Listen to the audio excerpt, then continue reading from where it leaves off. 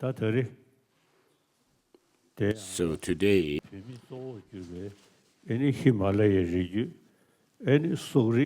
so we have mainly the Tibetans and then the people from the Himalayan regions and Mongolians who are all the followers of the Buddha, our teacher. And people who are interested in the profound and the vast teaching of the Buddha from other parts of the world as well. So with regard to the teaching of the Buddha, in the past, people in the West didn't have much interest or didn't pay much attention to it. But today, people have the opportunity to study the teaching of the Buddha, and they find the teaching of the Buddha to be specially equipped with reason. I mean, that it can be studied through reason and logic. So even a non-believer, even non-believers find this teaching of the Buddha to have some bearing on peace in the world, to achieve peace in the world, to achieve peace within ourselves, and therefore people pay attention to it and take interest in the teaching of the Buddha. And today, here we are having a discourse on the teaching of the Buddha. Regarding myself, since my childhood, I have reflected on the bodhicitta, this altruistic spirit of enlightenment, and the insight into emptiness or the view of emptiness. So, since my childhood, I have found these two principles, the bodhicitta, the spirit, altruistic spirit of enlightenment, and the understanding of emptiness to be very beneficial in one's life. And therefore, I share my own experience with my friends and people I know. And people also find it very inspiring and take interest in the teachings on these two principles of bodhicitta and emptiness. So, on my part, I mean, of course, as Tibetans, we are living in exile. We have lost our country and live in exile. Wherever we may be, it doesn't make a difference, but it doesn't matter. But the over 1,000-year-old Nalanda Buddhist tradition that was established in Tibet in the 8th century with the invitation of Master Chandarakshita from Nalanda University of India at that time by the king Trisongdetsen, and the entire Tibet was this tradition of Nalanda Buddhist tradition was spread all over Tibet and also the adjacent regions of Tibet in the Himalayan regions. So, of course, we are having lots of different circumstances even today, but we have this tradition of a good heart to be kind to others. So this is a very good, excellent tradition that we have that comes from this Nalanda tradition. And so the Tibetan tradition or our custom or whatever you may call it, but we have a very good example for others, notwithstanding any kind of circumstances that we may face. So we have this custom or habit, or you may call it culture. So it's very important for us to preserve it as well. And then mainly, most importantly, the people inside Tibet truly, with regard to the tradition that has come down from the Master Chandarakshita in the 8th century, the Tibetans inside Tibet are adamant to follow it with sincere heart. They have such a determination, and they also have single-pointed faith and trust and hope in me, confidence in me. So not only Tibet, but in mainland China as well, people who are interested in the teaching of the Buddha, so also pay attention to, find interest in this tradition that Tibetans have, that we have the tradition with the good heart to be kind to others. So though Tibet faced great difficulty, but that has become a blessing for the rest of the world. And we see how much we can contribute to the rest of the world from our tradition, and we should be proud of it. And secondly, the Tibetan Buddhist tradition has to do with psychology, the workings of our mind and emotions, and therefore scientists also find new interest in it. Even non-believers, for their peace of mind, pay attention to the teaching of the teaching that is found in the Tibetan Buddhist tradition. So without not having to think about past and future lives as such, but because of their interest in internal, hygiene of our mind, which brings about physical health as well, they pay attention to it. And I, on my part, reflect on and meditate on bodhicitta and emptiness on a daily basis. And because of that, I have peace of mind. Because of this peace of mind, I can sleep very soundly. I have a very sound sleep, and physically I feel very healthy. And so, true peace must come from our inner world. Therefore, we must understand this, that true peace comes from within, through our thinking. Though scientists generally don't have faith in any religion, but they pay attention to the teaching on emotions, how to tackle our negative emotions, and so forth. In other words, psychology, the workings of our emotions and mind, they pay attention to it.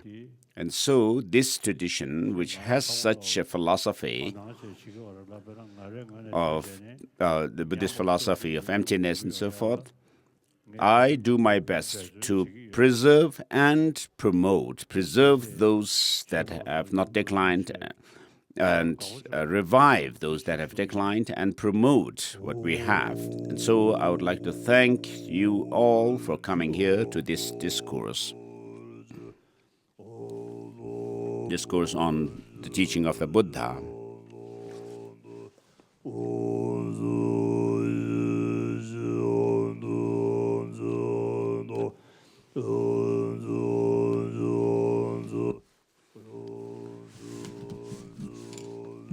So this is the long mandala offering.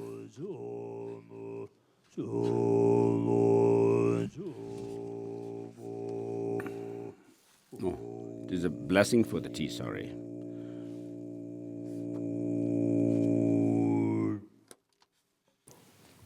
So the main disciple for this teaching this time are the Mongolians and ethnic Mongolians. Tibetan Mongolia, for thousands of years, have a very special relation and connection. And from Tibet, there had been many Mongolians, the scholars. So therefore, we have a very special connection, cultural and religious.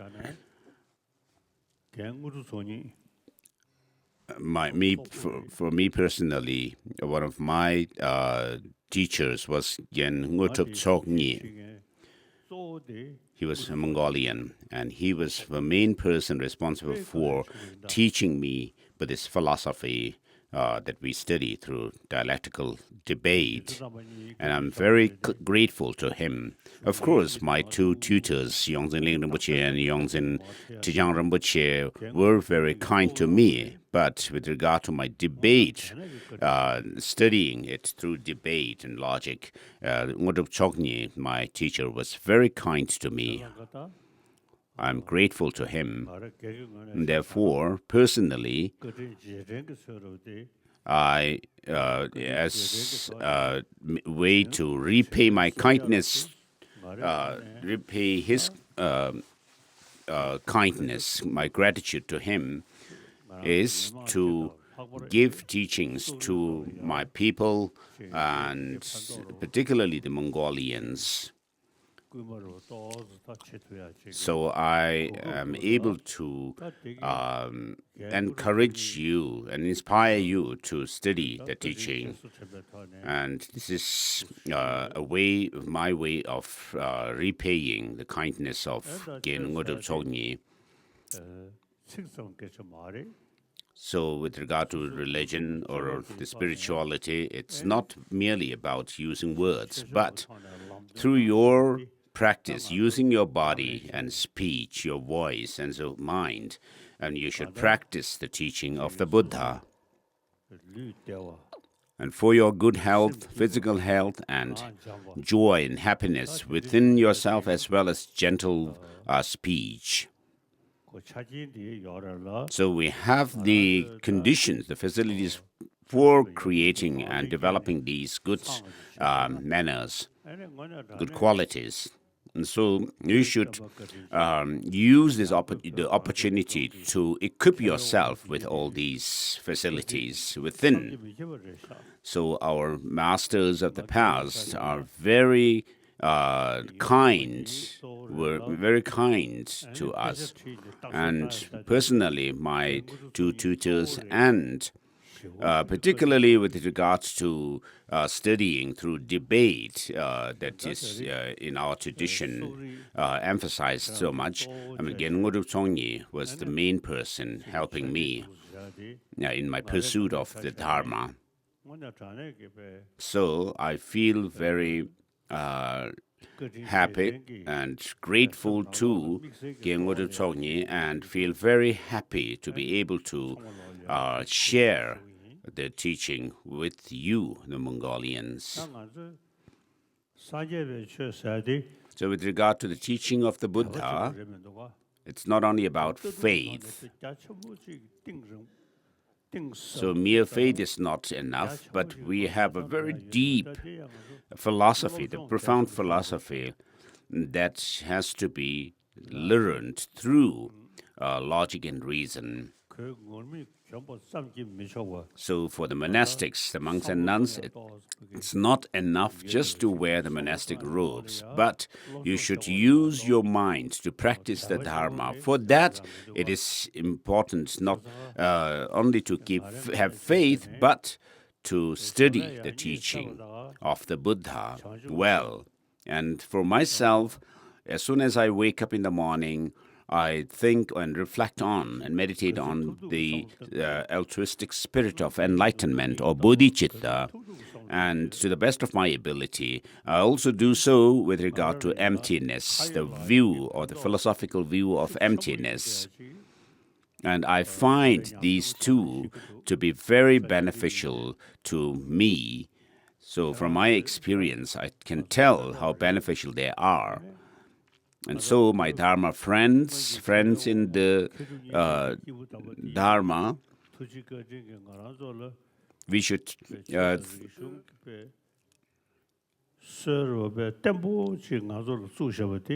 know that the past masters, those scholars and practitioners who have experienced the teaching, because of them, they have been able to, who have been able to pass on this tradition to us.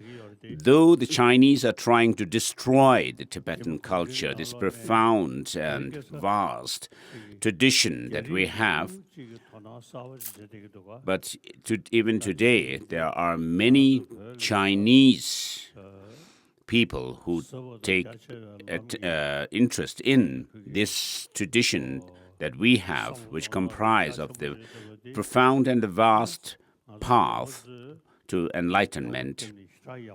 So we, the Tibetans, have preserved this tradition, which is very good, but we also should think of spreading it too, sharing it with the people of mainland China as well.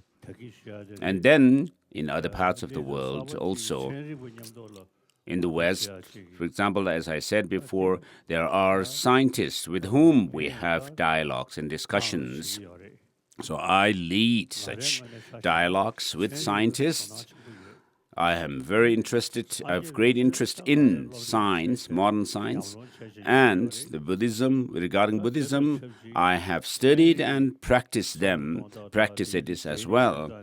And therefore, by using these teachings, which has so much to offer in terms of how to tackle our negative emotions and use our mind and emotions, the scientists take interest in it as well. So we'll do the bodhicitta ceremony first. As I already said just now, bodhicitta is very precious. When you reflect on bodhicitta, it naturally brings a peace within your mind, and it is a powerful means to enhance your practice of serving other sentient beings. And therefore, first let us reflect on bodhicitta.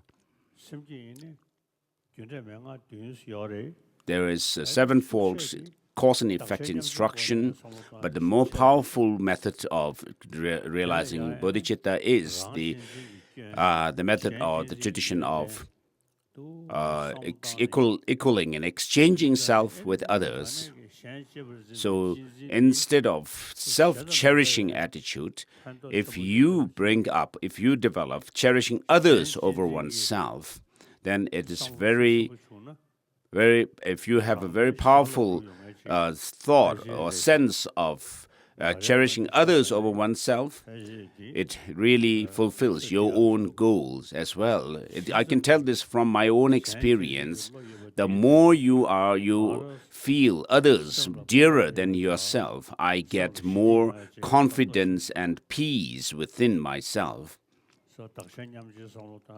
And therefore, equaling and exchanging self with others is very powerful means of developing bodhicitta. So let us first meditate or do some meditation on bodhicitta. As I just explained,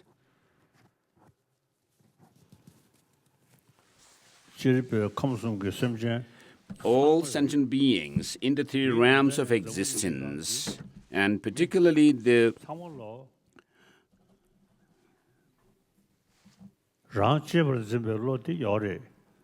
everyone has this sense of cherishing oneself, holding oneself dear, but this is a very narrow-minded attitude. And therefore, because of this narrow-minded, selfish attitude, you are not happy, and people around you will not be happy as well.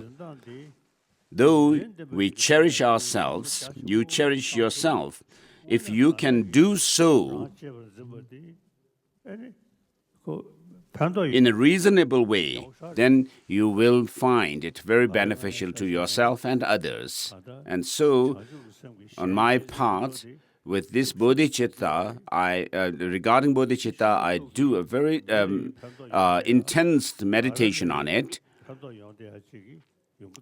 And I find this very helpful to me as well as others, and helping others.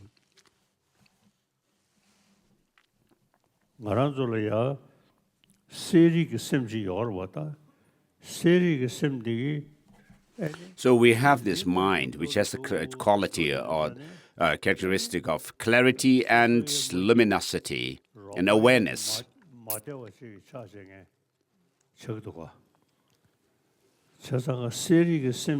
So this mind, which has the characteristic of clarity and awareness, if you can turn it so that, transform it so that you can think of helping others, benefiting others more than thinking selfishly, you'll be able to see the benefit to yourself and to others.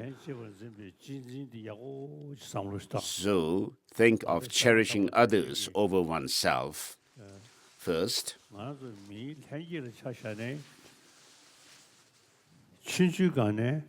So we, as human beings, right from the beginning of our life, we were nurtured by our mother's love and care.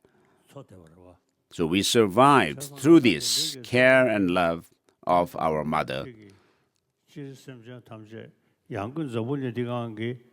So we should think of all sentient beings, and particularly beings on this earth, and specifically the human beings.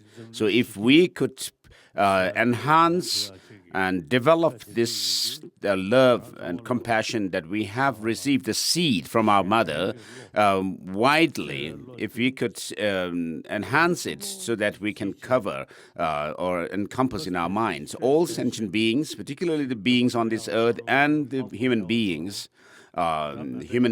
on this earth, it would be very beneficial. Of course, we have many different religious traditions with all kinds of temples and shrines and so forth, but the most important thing that we should practice is cherishing others over oneself. And Mongolian society,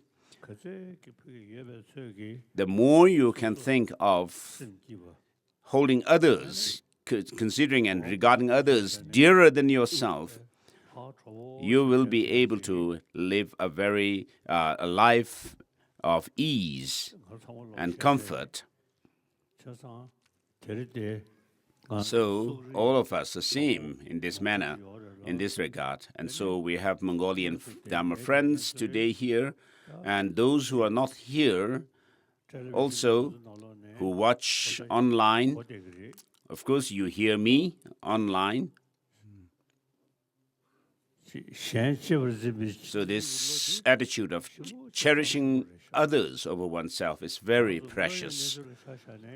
So practically speaking, the 7 to 8 billion people on this earth are all same in wanting happiness, not wanting suffering. If we can think along that line, then you will not think of yourself selfishly. So you'll be able to see how important it is to think of wishing all to have happiness. So on this earth, including your own family members, and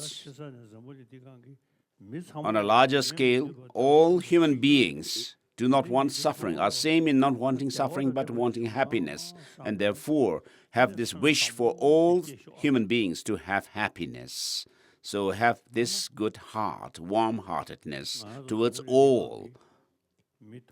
So in short, all the several billion people on this earth are same in not wanting suffering and misery, difficulties, but wanting happiness and joy. And happiness and suffering do not come from outside. It comes through your thinking, your thoughts, processes.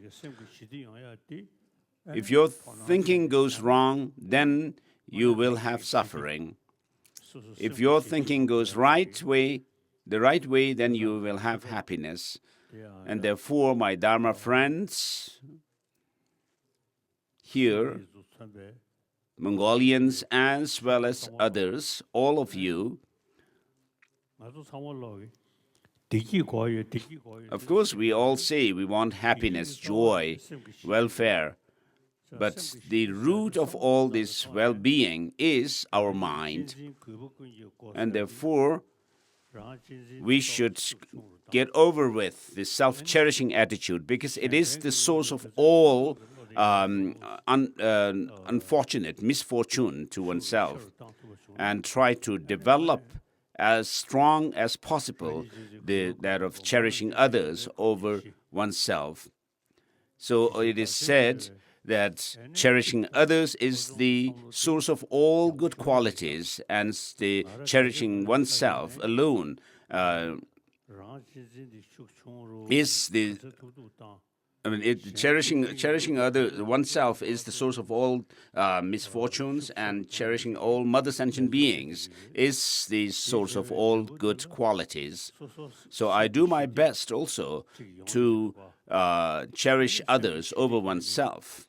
And so because of that, I get peace of mind. There's a relaxed sense of relaxation within. And so this is my experience, and therefore I wish to urge my Dharma friends to think the same way. So, good heart or being kind to others is the essence of spirituality or religion. You don't need grand rituals and deity yoga practice and prayers and so forth. But the main important thing is to have good heart, to be kind to others.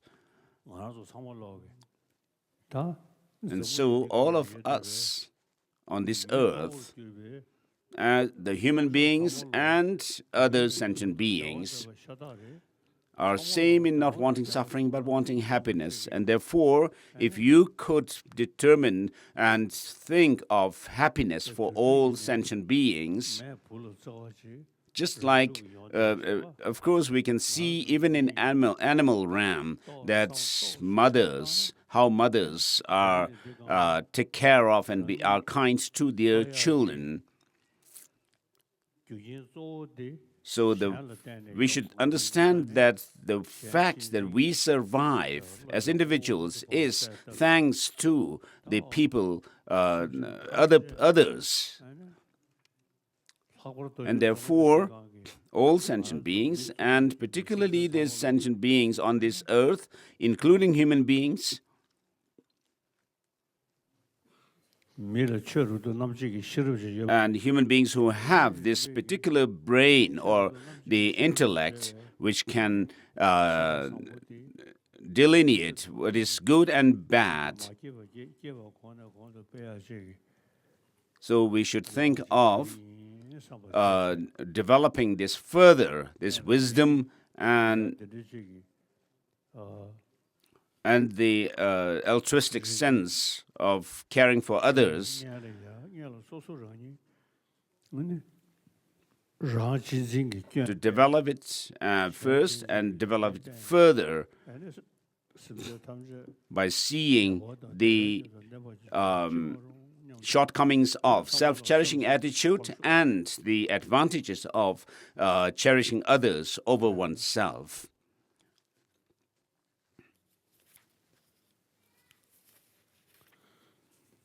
So think along these lines to develop a sense of cherishing others over oneself by thinking the disadvantages of selfishness and the advantages of cherishing others over oneself.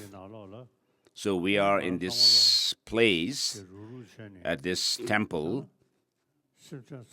together.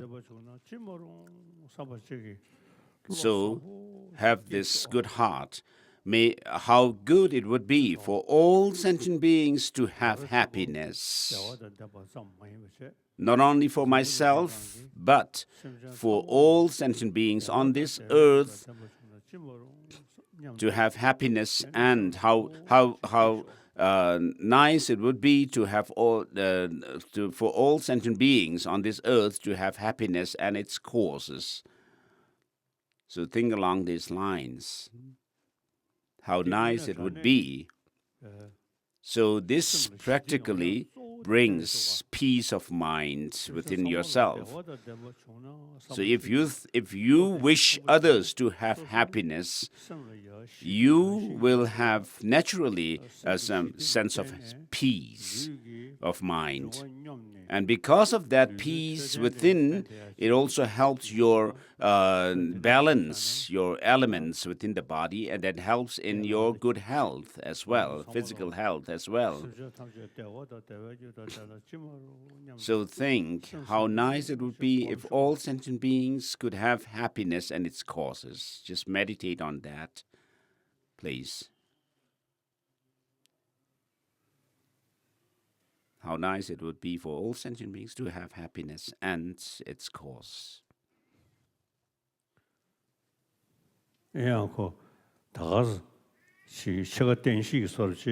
So here maybe I crack some joke, or you are receiving teaching from me. On my part, I think and reflect on bodhicitta very much.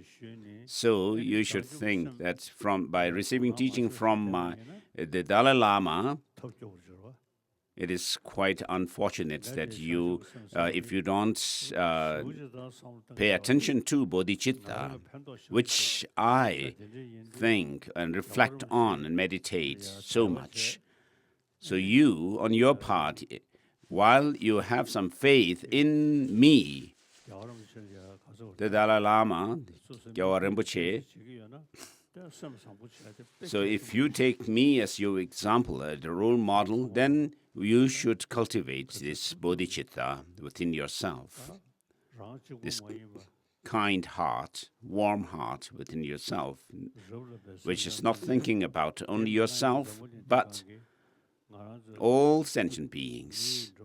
And even if you cannot think of all sentient beings as such, but you should be able to, you could still think of all beings on this planet Earth. All beings, including human beings. How nice it would be for them, for all of them to have happiness and its causes. And then, of course, you have faith in me.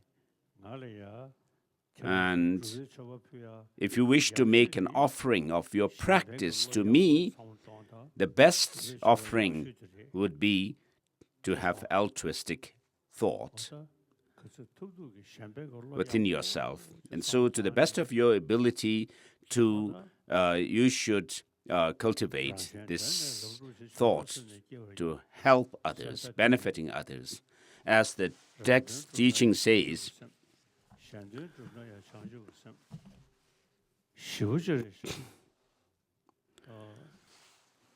and to do so to attain enlightened mind in order to fulfill the aims of myself and others. And then I shall develop a supreme enlightened motive, and toward all sentient beings, by my invited guests, I shall act with supreme enlightened conduct. So all sentient beings on this earth, including human beings, we should think of them as our friends and near and dear ones, and have this wish and intention to benefit all of them. And if you can do that, it would be very good. So from my side, As soon as I wake up in the morning, I think along these lines, and I go for refuge until I'm enlightened to the Buddha, Dharma, and the Supreme Sangha Assembly, and I do so to attain enlightened mind in order to fulfill the aims of myself and others. I shall develop the Supreme Enlightened motive, and towards all sentient beings, my invited guests, I shall act with Supreme Enlightened conduct. May I become a Buddha to benefit all. So we also recite this verse of refuge and bodhicitta, which says, in the Buddha, Dharma, and Supreme Assembly or Sangha, I take refuge until I'm enlightened.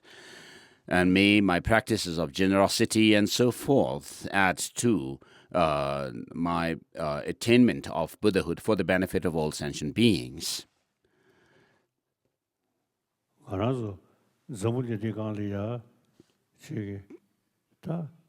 So on this earth, we live in a human society. Of course, we have disturbance of mind, mental disturbance sometimes, but if you think carefully, all sentient beings are our kind and loving mothers, and so have this thought of altruism towards all sentient beings, my mothers.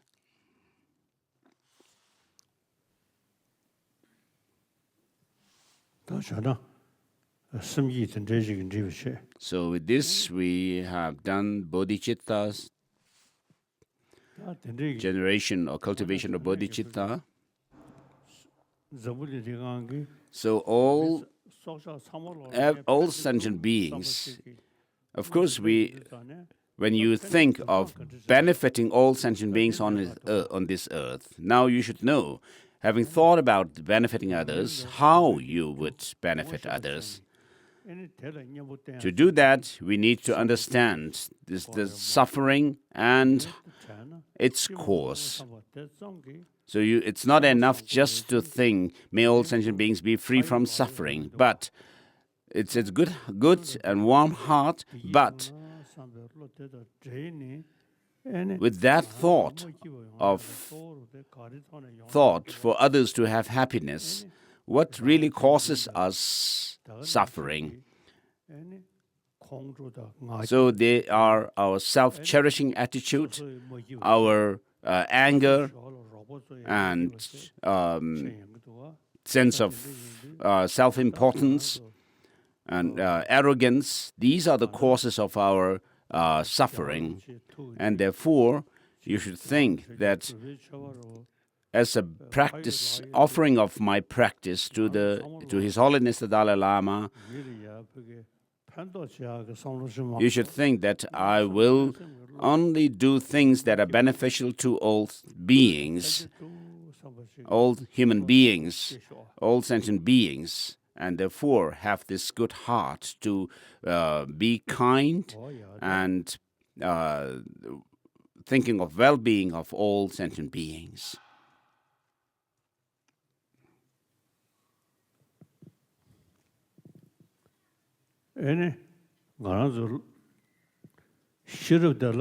So with regard to our intellect or wisdom or understanding, there is an understanding that comes through our study of the texts, and then through reflection, and then meditation. First, we should learn what we should practice, and you should feel, oh, that's the point that I should keep in mind and practice.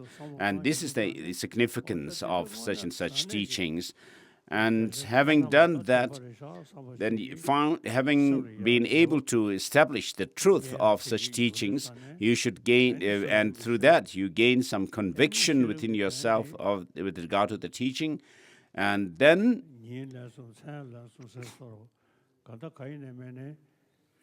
you should gain that insight through learning and use your wisdom and intellect to reflect on bodhicitta, and therefore through reflection you will be able to develop this understanding or insight based on reflection on bodhicitta and so forth. And so this is my experience, and I would urge you also to have these understandings that comes through study, and through that help, with the help of that, the understanding that comes through reflection and contemplation.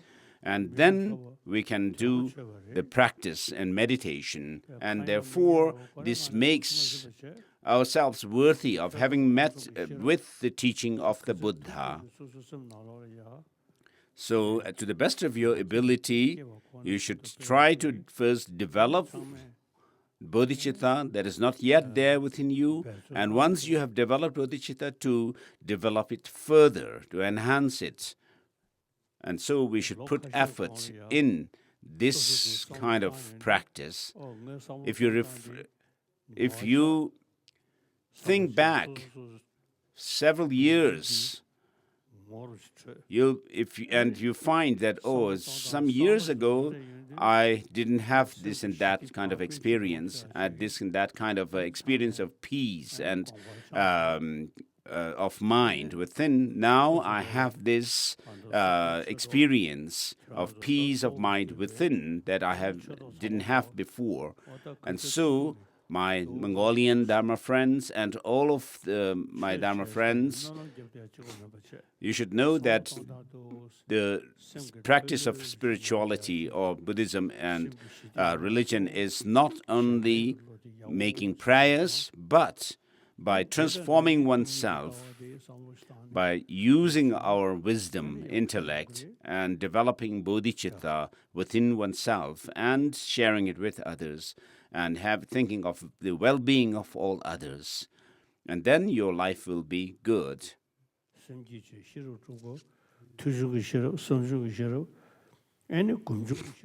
So, with regard to the understanding or insight, through the process of learning or study and reflection and meditation, there are these three kinds of understandings or wisdom. And then, with this kind of altruistic attitude to benefit all sentient beings, thinking of benefiting all sentient beings, merely reciting some mantras will not have much effect. So when I was little in Lhasa,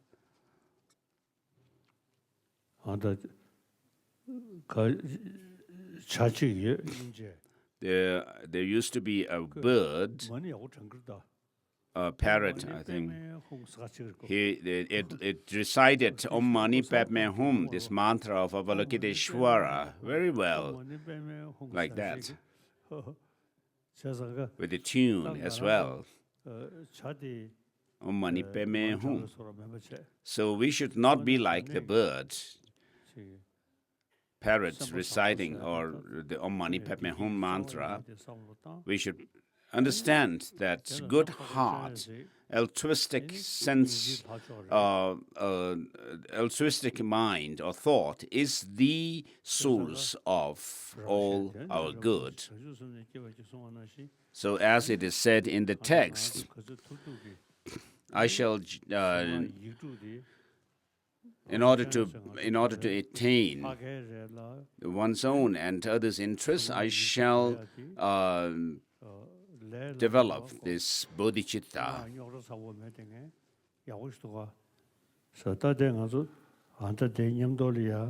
So, with this good heart, we should recite Om Mani Padme Hum mantra, one round of mala. So, Avalokiteshvara is the deity of compassion.